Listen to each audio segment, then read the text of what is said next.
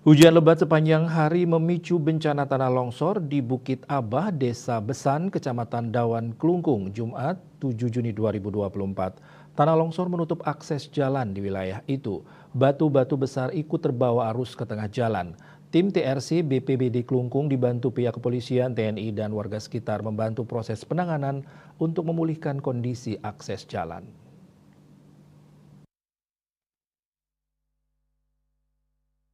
Kepala Pelaksana BPBD Klungkung Iputu Widiade bersama tim TRC BPBD Klungkung langsung menuju lokasi setelah menerima laporan kondisi wilayah pasca hujan lebat dari perbekal setempat.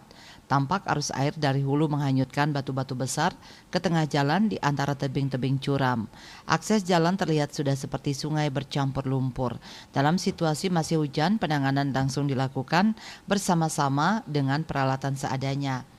Material longsor dibersihkan dari jalan raya, tidak hanya tanah termasuk juga batu-batu besar yang memenuhi jalan raya, sehingga akses jalan ini bisa kembali normal. Tidak hanya di Bukit Abah, tim TRC BPBD juga bergerak ke lokasi Dangin Sabang, Desa Besan karena pohon tumbang besar melintang di tengah jalan hingga membuat sejumlah kabel listrik juga ikut melintang, membahayakan warga di tengah jalan.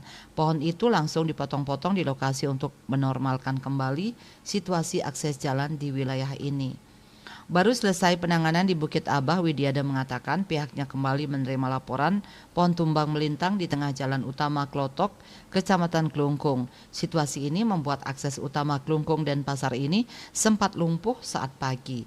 Arus lalu lintas sempat dialihkan ke jalur lain oleh Satlantas Polres Klungkung sebelum bisa ditangani BPBD Klungkung. Pihaknya memastikan tidak ada korban jiwa dalam sejumlah peristiwa dampak bencana kali ini.